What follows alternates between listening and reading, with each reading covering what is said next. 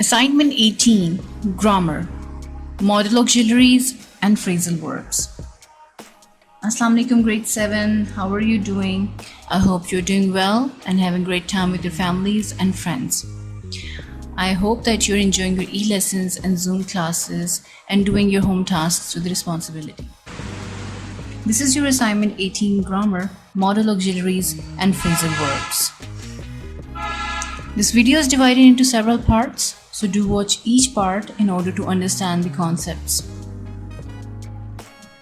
You can now open your grammar tree books, page number 65. Alright, I hope you remember what verbs are. Do you know what auxiliaries are? How many types are there? What do you mean by primary auxiliary? What do you know about modal verbs? You have read about the modal verbs in previous class as well. So do you know about phrasal verbs too? And how they're formed? Alright, now we'll move towards our explanation. First of all, I'll tell you what verbs are. Alright, verbs are action words, right? The things we do are known as verbs, like running, sitting, standing, swimming, etc. Auxiliaries are basically the helping verbs, right? They combine with the main verb to form tenses, voices, and moods, right? We use these auxiliaries, or you can call them helping verbs, so to make the tenses. They combine with the main verb to make the tenses when you're changing the voice and to describe the moods, right? Alright, so there are basically two types of auxiliaries: primary auxiliaries and modal auxiliaries, right? I'll explain it further later on. So we have a revision exercise A. You have to identify the main verb and helping verb in each sentence. You have to underline the main verb and circle the helping verb. I'm going to do the first one for you. They can help you whenever needed. So our main verb here is help, which I'm going to underline. Right? This is the main verb that we are having. And we have to circle the helping verb. So as you can see, which word from this sentence is basically helping? The word can is helping the verb. So it's a helping verb. So you have to do the rest in the same way. Now we will move towards the detail of primary auxiliaries. The primary auxiliary verbs are be, have, and do. These verbs modify other verbs in a full verb phrase. For example, is going, has gone, or did go. They are used to form tenses, active and passive voice, questions, and negative forms.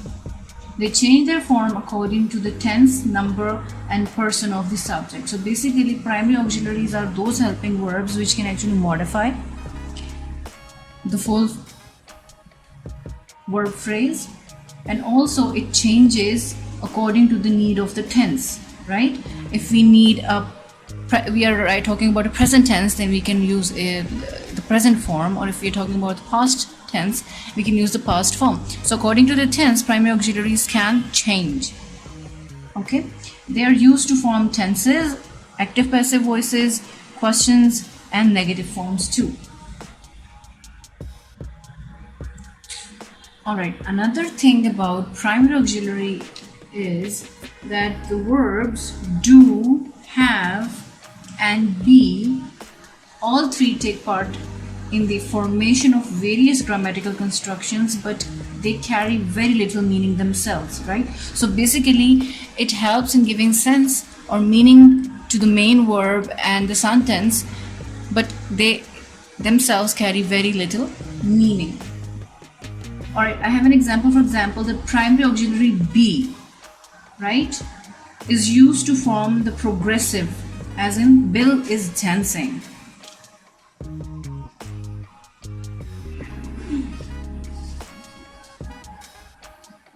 Right? Here, be shows progressiveness. Right? I have few other examples for you for primary auxiliaries. Alright, if you look at the first example, does Sam write all his own reports? So the word does here is the primary auxiliary that is helping us to make a question, right? Terry is writing an email to a client at the moment. Now, this is showing us that it is helping the other whole sentence and is giving meaning to the sentence. So is here is our primary auxiliary. I have another example. The secretaries haven't written all the letters yet. So the haven't word here is our primary auxiliary.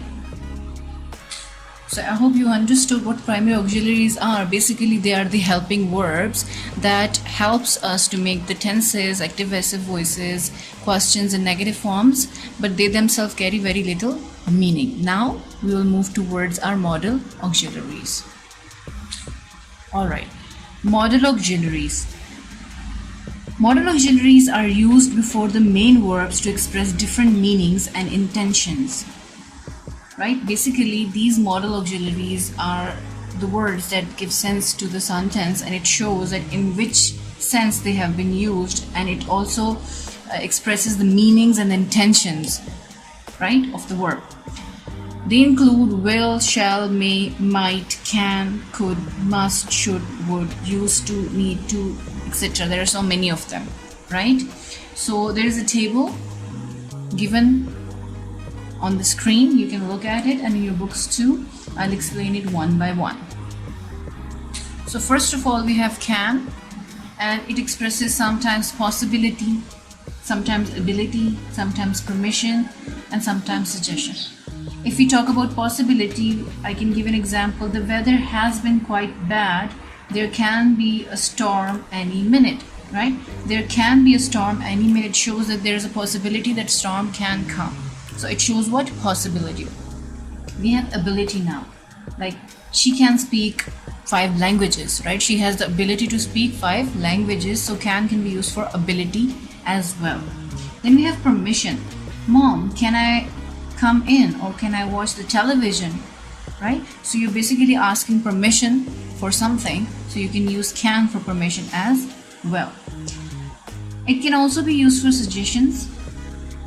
For example, if you are not able to solve this sum, you can take Aisha's help, right? So you're not able to do this thing, so you can take help. You're suggesting that person that you can take help from that other person. So for suggestions, for permission, ability, and possibility, we can use can. Can express these 4 things. And can is also used in present tense, right? To express something that is in present tense. Alright, next is could. Could can also be used for possibility, ability, permission, and suggestions. Right? For possibility, could this medicine give me side effects? Right? You are asking about the possibility that can that or could that medicine give you any kind of side effect. Ability. I could swim. You're showing your ability that you could swim. For permission, could I borrow your pen? So you're asking permission and you're using could for that. And then she could look for a book in the library. So you're suggesting her that she could look for a book in the library. So the difference between can and could is that although they both express the same things, the difference is that could is mainly used for past tense. When we are talking about past tense, we use could, and when we are talking about present tense, we use can, right? So both of them can be used for possibility, ability, permission, and suggestions, but can is used for present tense and could is used to express the past tense, something that has already happened. Alright, next is will. Will is used to express resolve, right? That you make a resolution or a promise that I'm gonna do this thing or I'm not gonna do this thing. For example, I will never go there again. So you kind of make a resolution that I will not go there again. Alright, will is also used to express the future tense as well. Next is would. Would is used to express future actions and future possibilities, right? For example, she said that she would take me to the dentist on Friday. So this is a future action which is going to be performed, that she would be taken to the dentist on Friday. for future possibility, right? Whether that thing can happen or cannot happen. For future possibility, we can use the word would or modal auxiliary would. If they realize they are being followed, they would go into hiding, right? If they're going to realize this thing that we have been followed, so they would do what? What is the future possibility? That they would go into the hiding, right? So in this sense, we can use would to express future actions and future possibility. Next is shall. Shall is used to express future actions and also to resolve, right? So when you're talking about future actions, that we shall go to the market, right? So it is, you're having a future point kind of a thing, future actions. And resolve as well, like I shall exercise every day starting from tomorrow. You have a resolution, you have made a resolution that you would be doing the exercise every day. So you can use the shall to express future actions and also the resolutions that you have made. Now we'll move towards should. Alright, should is used in the sense of future possibility, when we want to express some future possibility that this thing might happen in future, or to express the advice that you should do this thing, right? I have examples for advice. You should study for the next test, right? So you're advising the other person that that person should study for the next test. And for future possibility, should there be rain tomorrow, we will have practice indoors, right? So if you're having possibility that there is going to be rain, then what you're going to do, that you'll be practicing inside your home or inside area indoors. All right, so basically should expresses future possibility, right? And also advice. Next is may. May expresses sometimes possibility and sometimes some formal permissions.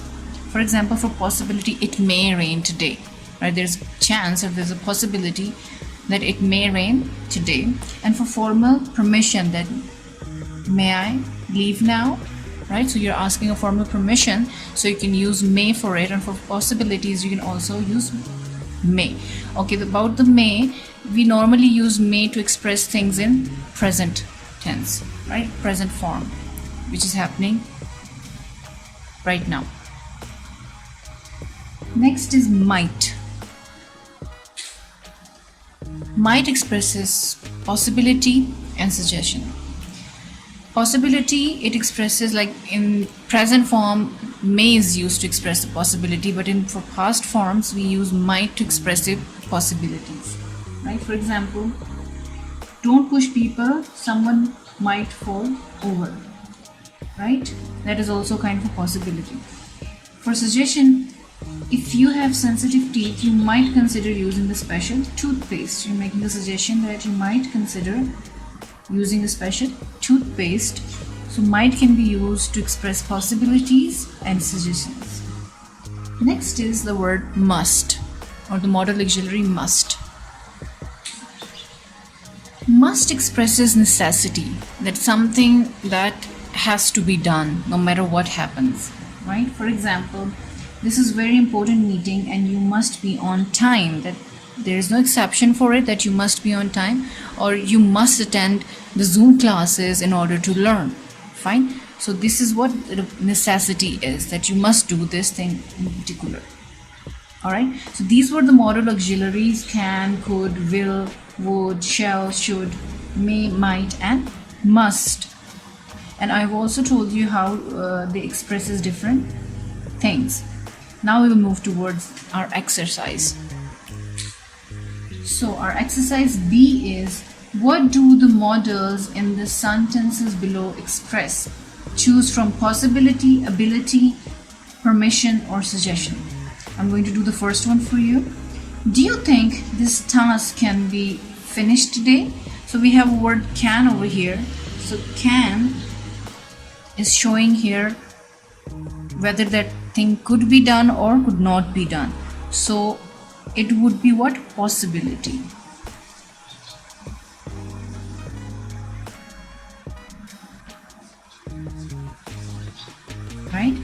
it is possible that this thing can be finished or can't be finished. Do you think this task can be finished today? Is what a possibility. Alright, now we will move towards modals in reported speech.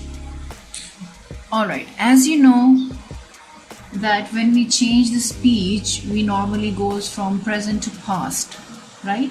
So when we are using the modals and we are changing the speech, the can changes into could, will changes into would, shall changes into should, and may changes into might, right? So when we change the speech of a sentence, we can change the modals from their present form to the past form. Can will become could again, will become would, shall will become should, and may will become might. I have few examples for you. Let's look at them. As you can see on your screens, examples. A. Tell the students that they can use the library. The teacher said to me. So it's a direct speech and we have to change it to indirect speech. So the word can would become could now. The teacher asked me to tell the students that they could use the library. B. I will never allow them to set foot in my house, said my father. So my father said that he would never allow them to set foot in his house. So will has become would. C. Kinza thought, shall I tell mother what Aunt Seema is planning? So shall is going to become what? Should. Kinza wondered if she would tell her mother what Aunt Seema was planning. So shall here became should.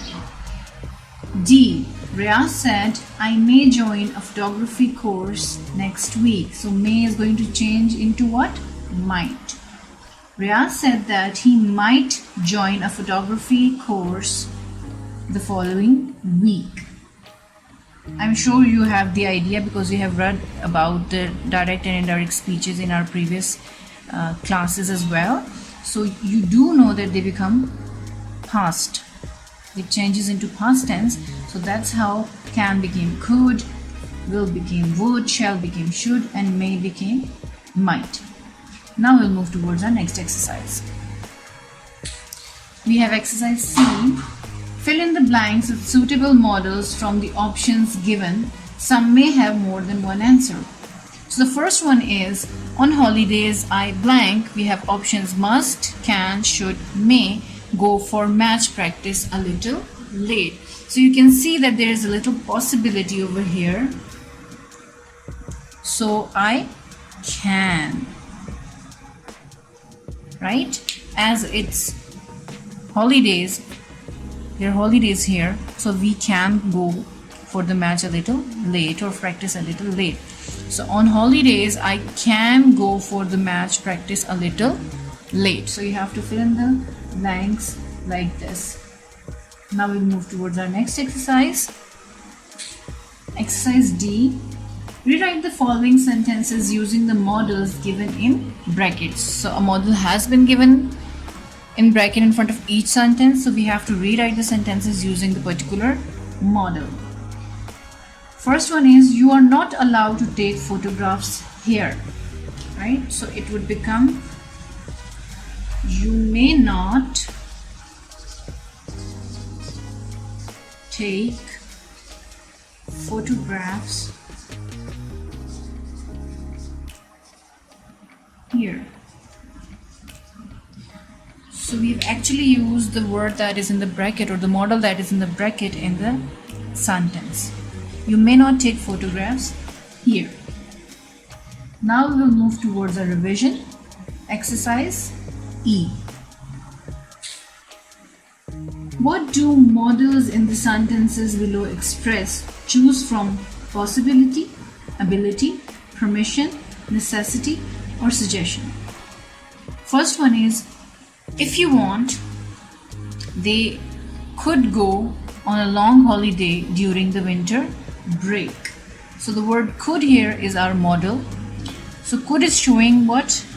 Basically, we are suggesting here that if you want, they could go, right? If you have the means to go there, then you could go for a long holiday during the winter break. So basically it is what? It is a suggestion. Okay, so first you have to see in which sense our modal auxiliary has been used, and then you can choose from possibility, ability, permission, necessity, or suggestion. Now we'll move towards our next exercise. Exercise F. Complete the sentences by choosing suitable modals from the given options. Some may have more than one answer. So options are given, so we have to choose the correct one. First one, might, could, should, must. These are the options we are having. Blank, you tell me the story of the film. So which one fits the best? Could. Could you tell me the story of the film?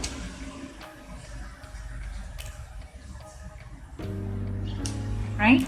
So the word could here is the correct option. You have to do the rest of the exercise in the same way. Now the next exercise. Exercise G. Complete the following pairs of sentences so that second means the same as the first sentence. Use appropriate modals. Right? It is Umar said, I can easily cycle to the market. So it's a direct speech. We have to change it into indirect speech. The word can would become could. So Umar said that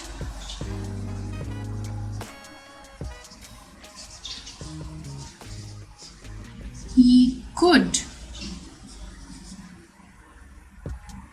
easily cycle to the market.